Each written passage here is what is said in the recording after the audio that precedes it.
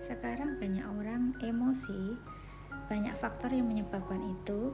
Dari dalam, dari suami, dari luar adalah iri sama orang-orang di sekitar kita ya teman-teman. Nah, supaya kita tidak iri sama teman-teman atau suami, faktor dari suami, kita harus bersyukur ya teman-teman. Syukur itu adalah wajib, berapapun pendapatan kita itu wajib bersyukur. Di sini saya tidak bermaksud untuk sombong atau ria ya teman-teman. Cuman saya mengasih panduan atau cara mengatur keuangan rumah tangga ya teman-teman di bulan Juli 2024. Pertama kita tulis dulu pendapatan suami ya teman-teman. Di sini saya tidak bisa menggambar terlalu pintar ya teman-teman. Selanjutnya adalah pendapatan istri. Selanjutnya pendapatan lain di sini bisa banyak ya teman-teman, bisa bisnis online, berdagang, punya usaha, punya kebun dan lain macam-macam ya teman-teman. Terus tabungan sekolah, tabungan 3 anak ya teman-teman. Saya punya 3 anak, saya anggarkan 3 anak. Di sini saya membuat anggaran untuk saya sendiri ya teman-teman, karena saya itu supaya terarah anggaran saya gitu ya teman-teman. Terus lanjut pendapatan darurat dan pendapatan tabungan darurat, tabungan masa tua ya teman-teman. Kita wajib mempunyai tabungan masa tua supaya kita tidak tergantung oleh anak ya teman-teman. Kita tulis pendapatan suami 25 juta. Suami saya kerja di tambang dan saya sebagai PNS, sebagai guru. Pendapatan ada 3 macam, pendapatan gaji sendiri, tunjangan profesi dan tunjangan kinerja. Dan pendapatan lain di sini dihasilkan dari usaha sawit saya ya teman-teman. Dan saya mempunyai 3 anak, SMA 1, 2 SD kembar. Saya anggarkan tabungan anak 3 anak 1 juta kali 3 juta. Tabungan darurat di sini adalah 3 juta. Nah, jika tabungan darurat ini habis, saya ambilkan dari tabungan masa tua ya teman-teman, karena gimana kalau memang sudah habis dan kita wajib, kita ambilkan di situ. Kita anggarkan dulu pengeluaran wajib yang kita keluarkan tiap bulan ya teman-teman. Ini yang kita tulis dulu. Terus kita anggarkan berapa sebulan ini. Nah, terrealisasi nanti berapa ya teman-teman. Nah, nanti realisasinya berapa, memang kalau ada sisa nanti kita masukkan ke tabungan darurat ya. Lanjut ke pengeluaran rutin wajib itu pasti listrik ya. Listrik itu tidak bisa diganggu gugat. SPP anak. Di sini saya SPP anak yang bayar ini hanya anak saya yang di SMA ya teman-teman. Yang kembar, yang 2 itu tidak bayar karena sekolahnya di perusahaan ya teman-teman, jadi tanggung perusahaan. Yang saya biayai ini yang full itu adalah SPP-nya itu hanya anak saya yang SMA di Malang nanti ya teman-teman. Dia di asrama tentu ada SPP, ada keperluan asrama dan sangunya sendiri. Setelah SPP itu adalah gas LPG wajib, wifi wajib, pulsa juga wajib, pulsa 3 HP suami saya dan HP di rumah ya. Untuk kalau anak saya di rumah itu saya hubungi anak saya 1. Air galon, di sini air galon itu sangat mahal sekali ya teman-teman, kayak emas di sini tuh 1 galon itu 52, 53, 50 teman-teman. Jadi ada Juli ada 5 minggu, jadi saya anggarkan 500. Satu sekali beli itu saya tuh seminggu itu 100 ribu ya teman-teman, karena saya seminggu itu habis 2 galon. Air PDAM, karena di sini tidak ada sumur, kita menggunakan jasa PDAM ya teman-teman. Transportasi ini saya beli untuk membeli bensin mobil, bensin motor. Suami saya kerjanya pakai antar jemput perusahaan, saya aja yang menggunakan motor dan bensin mobil untuk kalau kita jalan-jalan weekend ya teman-teman atau kemana. Belanja mingguan, di sini saya budgetkan 500 per minggu ya teman-teman, karena di sini semua barang mahal.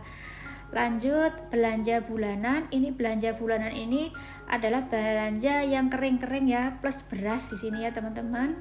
Lanjut uang saku 3 anak. Nah, ini wajib saku anak saya yang di asrama dan si kembar.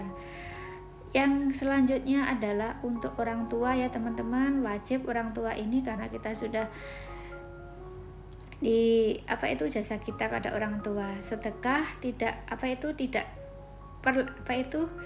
tidak ketinggalan, harus juga ya teman-teman. Listrik saya anggarkan 700, ini kadang kurang karena saya di rumah ada 3 AC, jadi 700. Terus SPP anak itu 4 juta, SPP-nya sebenarnya 3.500.000 ya, anak saya di SMA itu. Yang 500 itu untuk cadangan ya teman-teman, belum sangunya ya nanti ya teman-teman itu. Gas LPG 120, WiFi 380, pulsa 3 orang 3 HP 300, terus air galon 500, air PDAM 250, untuk bensin mobil motor saya anggarkan 800, untuk belanja mingguan 500 kali 5 adalah 2.500.000, dan untuk belanja bulanan 1.500.000 itu sudah plus beras ya teman-teman. Uang saku 3 orang anak si kembar itu satu hari 10.000, 2 orang 20.000, dan kakaknya juga 20.000, jadi totalnya adalah 1 juta untuk sebulan. Untuk orang tua juga sedekah ya, saya skip sedekahnya teman-teman, jumlahnya totalnya. Nah ini totalnya nanti seberapa. Nah saya ulang lagi ya teman-teman, di sini saya tidak namanya tidak ria atau sombong ya. Saya ini hanya membuat panduan atau cara mengelola keuangan dalam rumah tangga supaya kita itu hidupnya disiplin, terarah, dan mempunyai tujuan ya teman-teman. Dan kita tidak lupa untuk selalu bersyukur apapun berapapun pendapatan yang kita terima. Di sini pendapatan besar, pengeluaran juga besar teman-teman ya. Suami saya itu pendapatannya segitu karena dia kerja di tambang, kerjanya berat, makanya kerjanya segitu ya teman-teman. Pendapatan besar, pengeluaran juga besar, sama aja teman-teman.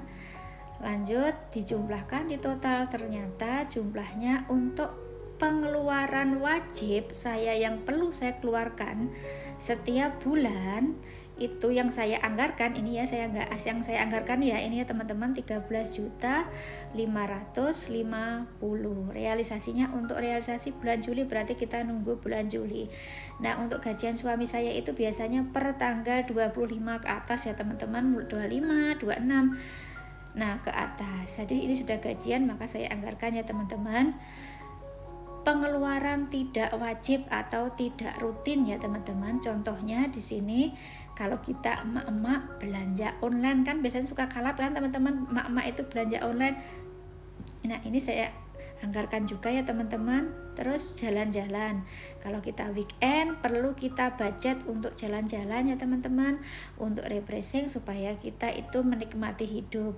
Terus habis itu adalah jajan anak, ada tambahan saku sendiri jajan anak kalau minta di luar kepengen apa begitu kan. Habis itu dana tak terduga di sini adalah contoh undangan, ada ulang tahun, ada nikahan, ada orang meninggal. Untuk belanja online saya anggarkan cuma 300 aja ya teman-teman. Pokoknya cukup nggak cukup itu. Nanti kalau kurang kita ngambil dana sisa-sisa ya teman-teman. Jalan-jalan saya anggarkan 1 juta karena kita sekali makan di warung itu, di rumah makan itu sehabis 400 itu sekali weekend aja teman-teman ya. Kadang 200, 300, 400 tergantung kita itu membawa berapa orang. Karena semua mahal di sini ya teman-teman. Nah, untuk dana tak terduga saya kasih 1 juta, nanti kalau ada sisa saya masukkan ke dana darurat lagi. Nah, totalnya 2.500.000. Nah, setelah itu akan saya jumlahkan pendapatan dalam 1 bulan itu adalah semuanya 55 juta ya teman-teman. Saya mohon tidak ada rasa sombong dan riak ya teman-teman, hanya cuman bagaimana mengatur keuangan rumah tangga ya teman-teman, bagaimana membuat anggaran rumah tangga di keluarga saya, dan semoga bisa dibuat panduan oleh teman-teman juga ya teman-teman. Nah ini telah saya keluarkan pengeluaran wajib, pengeluaran tidak wajib, tabungan anak, tabungan darurat, dan sisanya nanti akan saya masukkan ke dana masa tua ya teman-teman, saya poskan ke masa tua. Nah biasanya ini untuk dana masa tua ini uang saya itu tidak saya simpan dalam bentuk uang terus gitu teman-teman. Akan saya belikan, saya investasikan. Saya tuh biasanya suka ke investasi ke kebun sawit ya teman-teman, karena itu menjanjikan juga hasilnya ya teman-teman. Karena saya kalau untuk bikin baraan kos-kosan saya tidak berani teman-teman, takutnya di sini kalau tambang habis, nah nanti yang menyewa siapa, begitu ya teman-teman. Karena saya tidak bisa menggambar yang terlalu bagus, terlalu indah, saya kasih stiker aja teman-teman ya. Nah ini gajian suami saya untuk bulan Juli ya teman-teman, akan saya postkan tempatnya masing-masing ya teman-teman. Gajian sawit saya, gajian saya, dan gaji suami saya ya teman-teman. Nah ini saya masukkan ke tabungan anak, ini simple ya teman-teman. Di Bank BRI ada juga namanya tabungan pelajar ya teman-teman, saya buatkan khusus. Nah ini tidak saya kasih ATM teman-teman, sebelum dia masuk kuliah baru saya kasih ATM. Ini masih saya simpan teman-teman, nanti kalau sudah kuliah saya kasihkan semuanya ATM-nya, saya serahkan satu persatu kepada mereka teman-teman. Tinggal saya mereka mengelola dan saya nanti bankingnya ke saya juga, biar saya tahu pengeluaran mereka nanti ya teman-teman. Setelah itu adalah dana untuk anggaran tadi wajib. Nah ini dana apa itu namanya teman-teman, untuk dana tak terduga ya teman-teman. Nah ini sisanya ini adalah untuk dana belanja saya ya, pengeluaran rutin dan pengeluaran wajib. Nah ini adalah tabungan masa tua saya ya teman-teman. Ini tabungan masa tua ini saya gunakan, saya kumpulkan, ada yang saya depositokan, ada saya belikan lah ke investasi ya teman-teman. Nah ini wajib ditabung ya teman-teman, nanti kalau kurang ya ngambil di sini, begitu ya teman-teman. Akan saya puter uang ini ya teman-teman, nggak diam di rumah pokoknya uang ini. Nah untuk tabungan semuanya ini, tabungan saya ini tidak saya kasih rekening, kasih apa itu namanya teman-teman, ATM. Cukup suami saya yang ada ATM-nya dan SMS bankingnya teman-teman, karena itu kewajiban suami. Dan untuk gaji saya full utuh dimasukkan ke tabungan, biar satu pintu yang dikeluarkan. Karena kewajiban seorang suami menafkahin keluarga, jadi yang digunakan semuanya punya suami, punya saya ditabung, karena seorang istri hanya membantu dan kalau bekerja adalah sedekah untuk keluarga ya teman-teman. Semoga video saya ini bermanfaat, bisa menjadi panduan, bisa menjadi acuan. Assalamualaikum warahmatullahi wabarakatuh.